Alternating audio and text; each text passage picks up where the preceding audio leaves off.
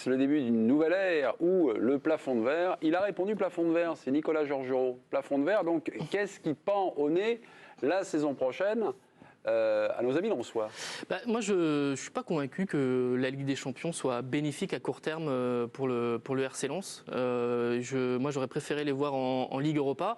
Alors, ça fait peut-être un peu rabat-joie de dire ça, mais c'est précisément parce que je trouve que c'est un club qui travaille très bien, qui bosse bien, qui a fait les choses dans l'ordre, que je n'ai pas envie de les voir déréglés par la Ligue des Champions. Je voudrais plutôt les voir faire un parcours comme l'a fait le Stade Rennais ces dernières années, faire la Ligue Europa pendant quelques saisons, sortir de la phase de groupe, faire des matchs éliminatoires, etc.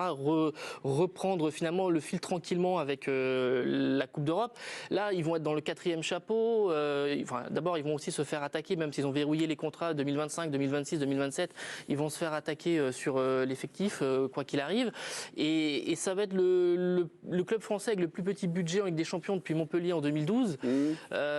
Montpellier, ils avaient 33 millions à l'époque, j'ai regardé, je me suis mis un petit peu dedans, ils sont passés à quasiment à 70 l'année où ils ont fait la Ligue des Champions, mais derrière, ça leur a rien à rapporter. C'est-à-dire que derrière, ils sont redescendus à quasiment 35-40, parce que, voilà.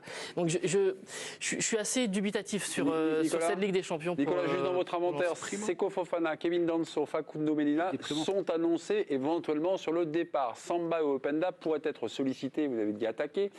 La saison prochaine, Lens, ça on le sait, aura un calendrier beaucoup plus dense, beaucoup plus compliqué. Pas énorme, hein.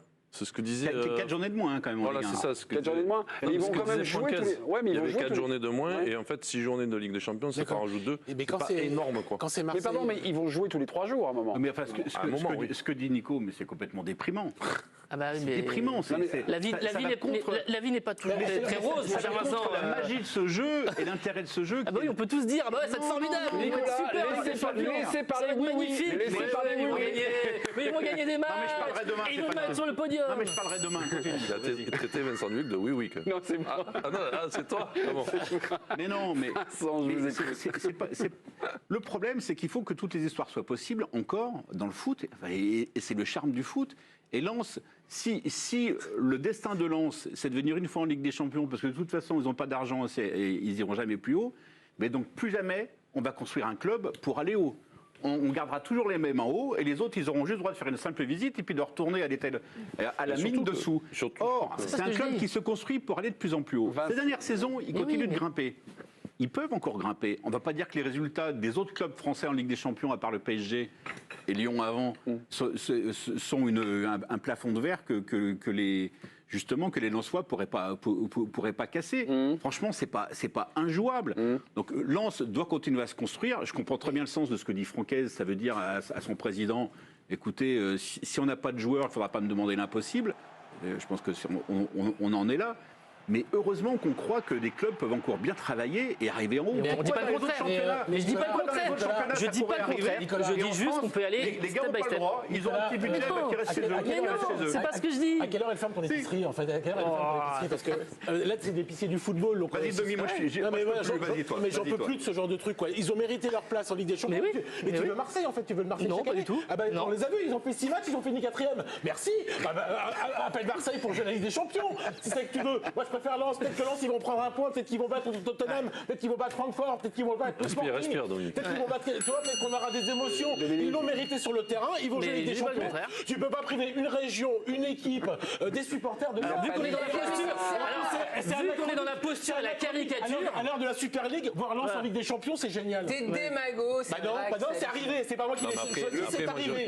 C'est arrivé, le football a choisi Lens, pas Karine Galli, pas Nicolas Georgerot. Le président aimerait élever les débats. Moi, je comprends ce que dit Nicolas, parce que c'est vrai qu'il y a 3 ans, Lens c'était en Ligue 2, quoi. Oui. Donc là, c'est vrai que l'étape avant la Ligue des Champions, ça aurait été peut-être mieux la Ligue Europa, entre guillemets, et puis après tu passes au-dessus. Là, tu vas passer au-dessus d'un coup. Mais alors après, je ne rejoins pas Nicolas sur l'autre point, c'est que je pense que Lens, il y a quand même une base, une ossature, un plan de jeu qui est structuré depuis toutes ces années-là.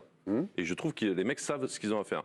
Et entre guillemets, la Ligue des Champions, ils l'ont joué dans la Ligue 1 contre Paris, ils ont montré qu'ils étaient bien présents.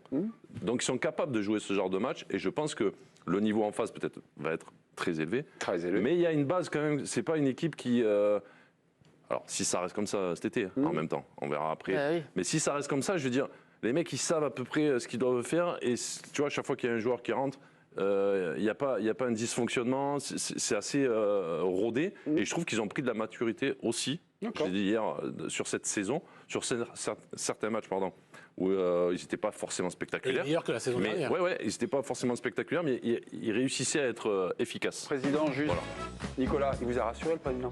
Non, vous étiez un peu inquiet. Non, pas du tout. Non, pas du tout. Inquiétude, D'accord. non. Il vous a pas rassuré. Non, mais ça, c'est les combats d'avant. Il préfère la Ligue Europa, les parcours à Rennes. Rennes les épopées de Rennes, on s'en souvient bien. Hein.